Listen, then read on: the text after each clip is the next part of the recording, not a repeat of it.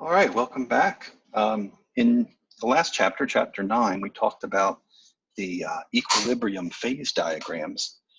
And one of the things that we didn't talk about in that chapter was how long does it take for these phase transformations to occur? And what are the consequences if we don't give it enough time for the transformation? And so we want to talk about that in this chapter, chapter 10, which is looking at the kinetics, that is the rate of phase transformations. And we're going to see that it comes in two stages.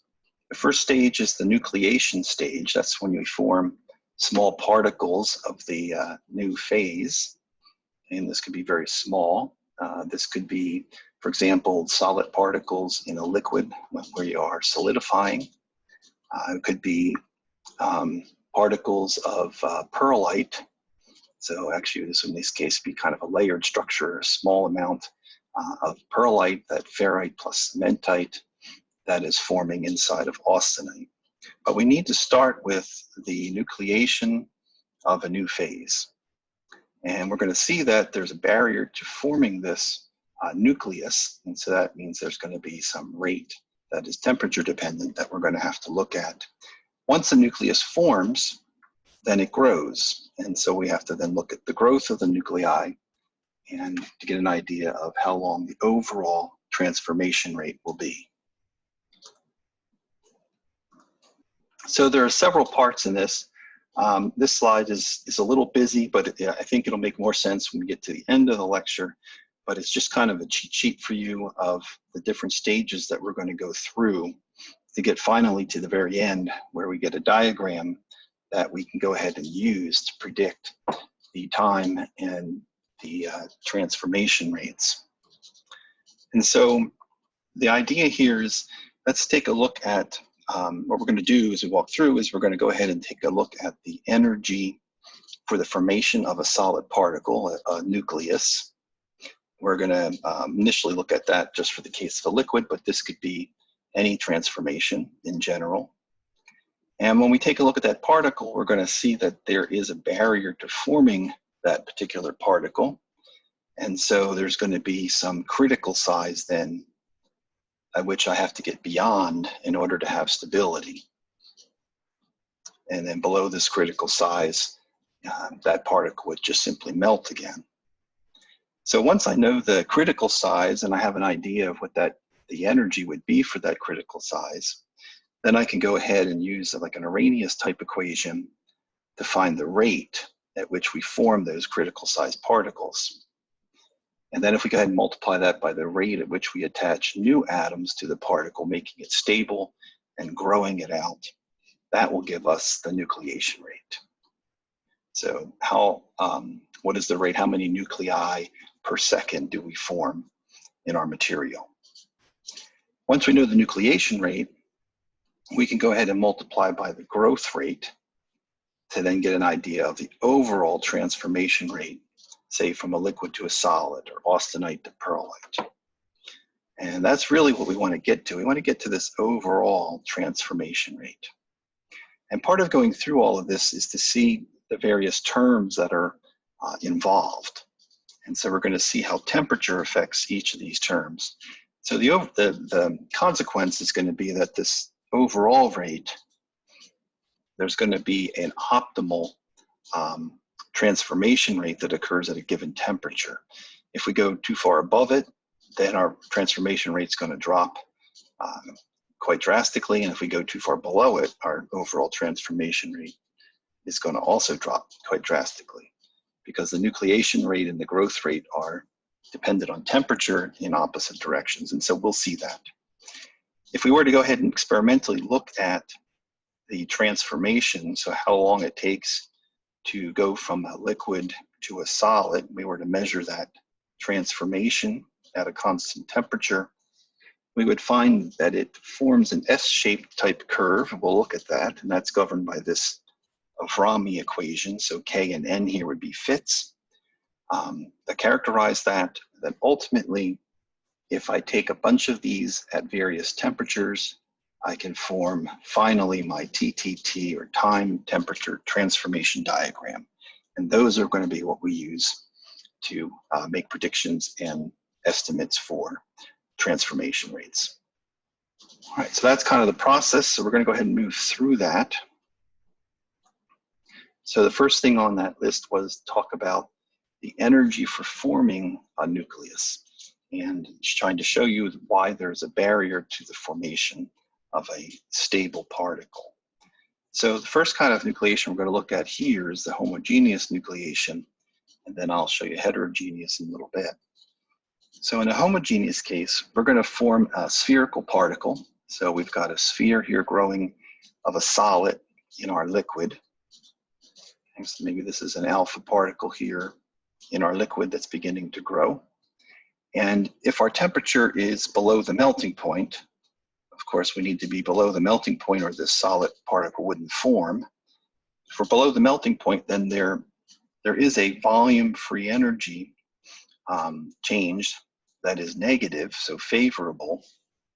So that's this case here, less than 0, that favors the formation of a solid particle, favors the formation of a solid altogether. And that's the driving force for the process. So if our free energy change per volume, so this is meant to be a V for volume, is less than 0, then why don't we spontaneously then just form particles everywhere and then instantly freeze? Well, the problem is that when you form this solid particle, you've also created a defect, which is this interface, a solid-liquid interface. And the free energy for that is a positive. And so we have to compare the overall free energy change for the volume transformation piece, which is a negative, and the energy gain due to forming a surface. That would be a positive term, right? And then overall, we need delta G in this equation here to be less than 0 to be favorable. All right, so what we're going to actually see is that there is a critical delta G at which we just simply have to overcome in order to have this transformation occur. So what hinders nucleation? That is this term, the surface energy, right? 4 pi r squared being the surface of a sphere. So let's go ahead and look at those terms. So 4 pi r squared times the surface energy gamma. So that's a positive quantity on this free energy curve. And then we've got our volume term, 4/3 pi r cubed times delta, the free energy change from a solid to, from a liquid to a solid. And that's a negative term. One of these terms is like r squared, one's r cubed. And so at smaller ends, we're going to see in this particular case that the defect energy wins. And so our overall, if we add these, is positive. But as we get further away, the free energy, the negative piece, is going to start winning and our curve's going to drop. Okay. So we don't actually have to get to a free energy of 0 here overall in order to have stable growth. What we actually just need to do is get past this point here up at the top. Make that a star, right? We have to get past that point because now if I were to add to this solid particle, add to this radius, then I'm going to walk this way, my overall free energy of my system is going to start dropping. And so that's going to be a stable particle. It's going to want to continue to grow. Okay. All right. If I was a little less than that, or an atom pops off of my critical radius, then I head this way, and my free energy of my system also decreases, but this means the particle shrinks. And so we want to figure out how many of these particles we get on this side that are stable.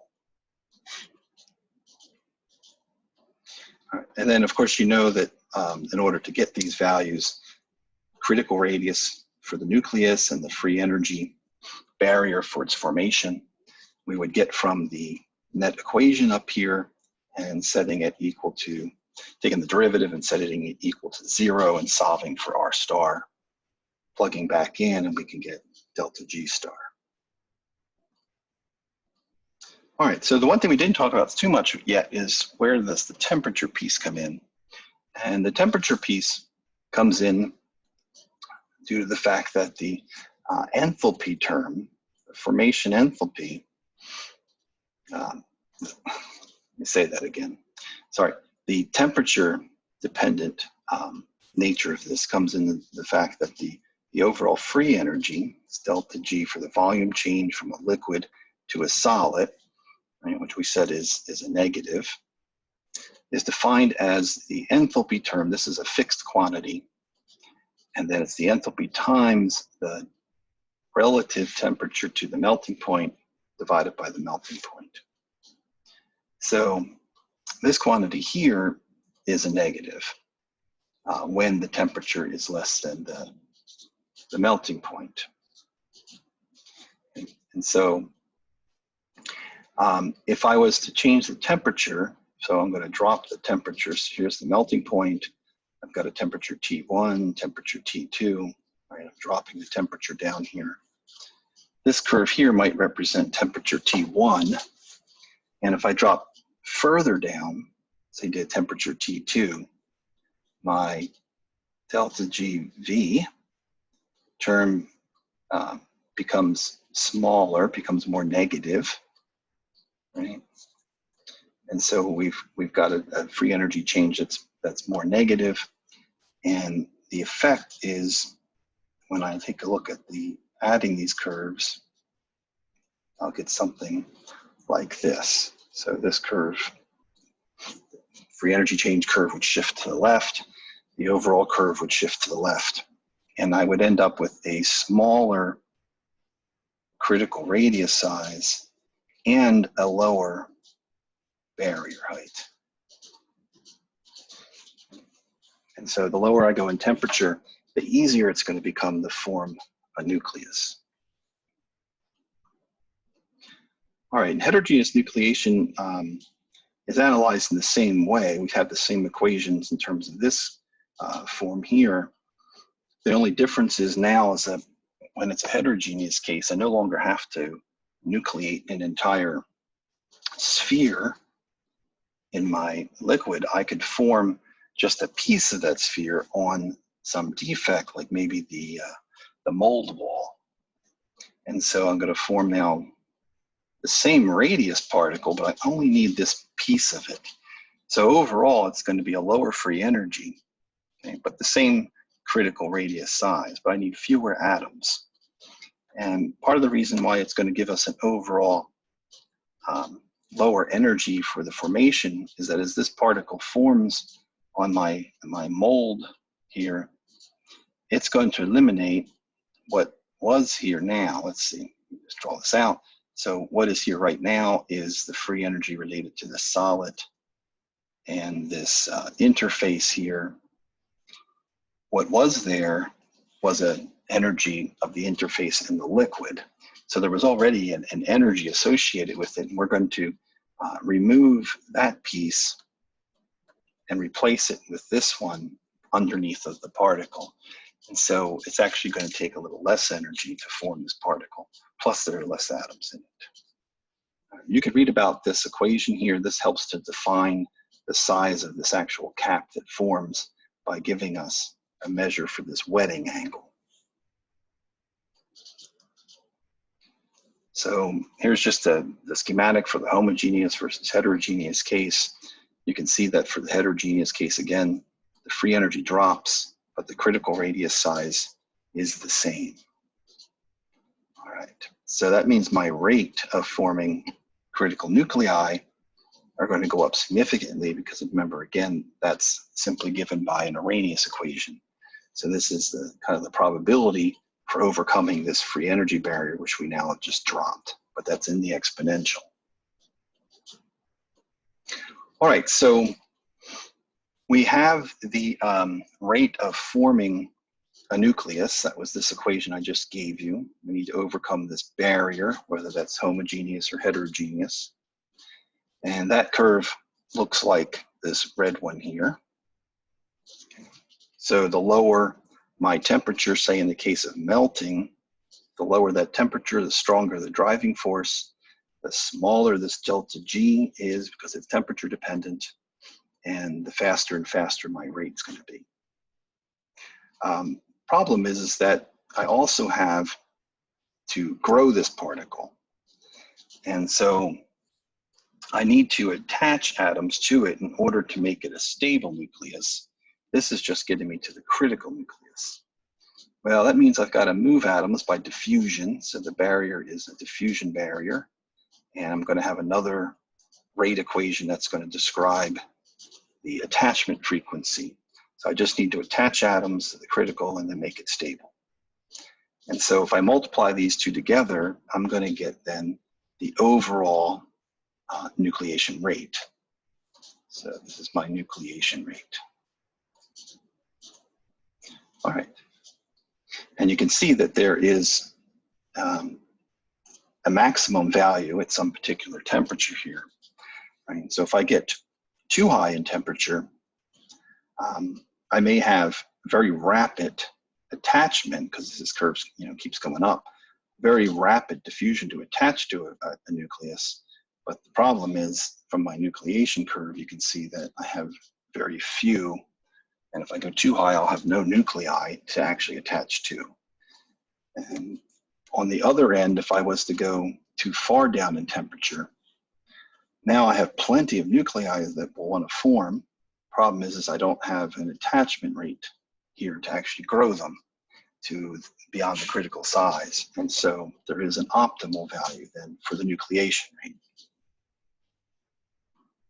All right, so that's nucleation rate, forming a forming a stable nucleus. And now we need to see how quick we can grow that stable nucleus.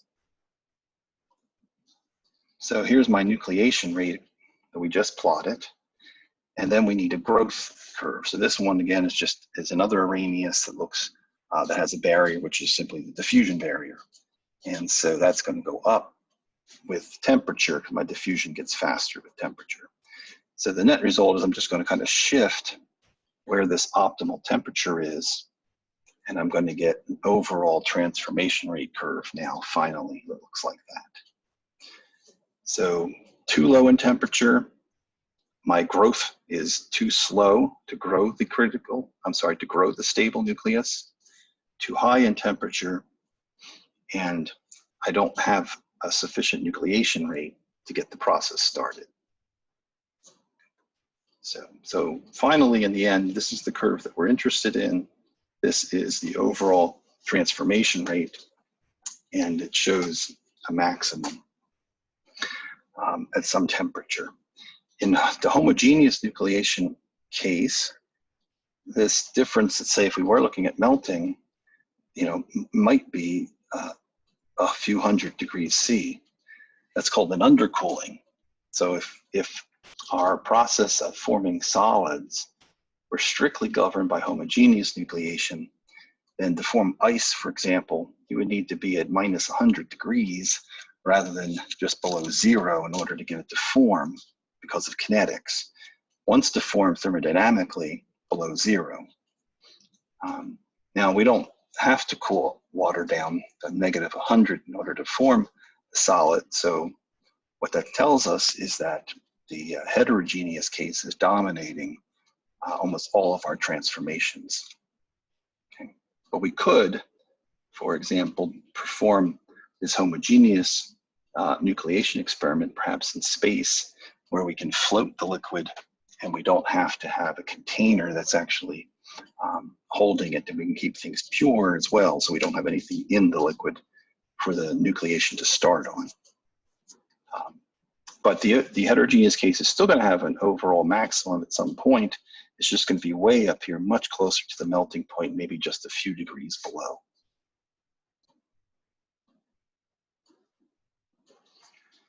Okay, so if we go ahead and measure now the rate of transformation at a set of given temperatures, what we're going to find is we're going to get an S-shaped type curve.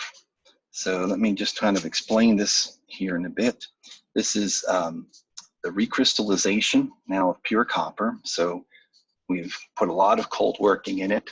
We've dropped the temperature down, well, we were at the low temperature to put the coal working in it, and then we started to heat it back up in order to get the recrystallization to start. And if I was to heat it, say to, let me just pick maybe, let's say 102 degrees. So let's say I heat it up to about 100 degrees C, and I watch my sample and I monitor it looking for recrystallization. What I would find is that it would take me about 20 seconds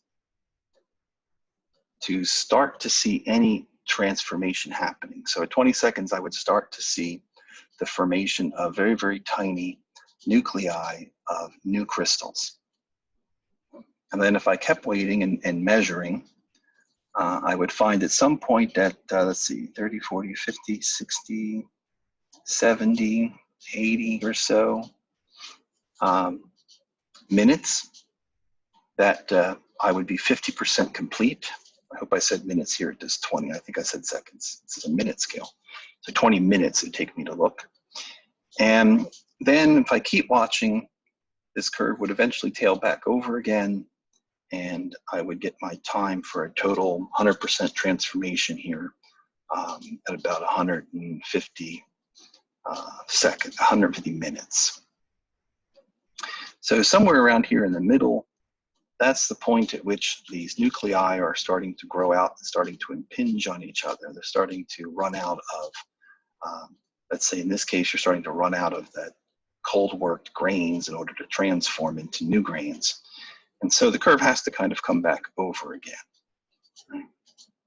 The fastest rate is in the beginning when they're just growing without any limitations of meeting any other grains. So that's this piece here. These S-shaped curves can be fit by this Avrami equation, fitting K and N. The 20 minutes here that it took for this process to start, that is our nucleation time. So that's how long it took to get enough nuclei to start actually seeing the transformation occurring. So that's your nucleation, and this is essentially then your growth that we would see in our transformation. All right. Now, the other thing to notice on this one is that for the recrystallization case, when we're already at, say, room temperature, right, and then we're heating it to get the recrystallization to occur. So I'm starting to heat. So the first temperature I would get to if I was to run an experiment this way, say, would be the 43 degrees C1. And you can see that the time here, let's see, this is about 98765. So somewhere around 4,000 minutes for the nucleation to even get started. And then as I go higher in temperature, you can see at 135 degrees C, for example, takes a little over 2 minutes to start and just about 30 minutes, a half hour here to be fully transformed. And so this transformation rate is increasing with temperature. All right, but that's not always the case. So you don't want to think that that's always the way these curves work. Because if you look at this bottom curve, you'll see that the lower temperature here is the fastest and the higher temperature is the slowest. Right? So temperature goes like that. Down here, temperature goes like this. So it depends on the direction and the type of transformation. So the bottom curve represents the transformation from austenite to pearlite.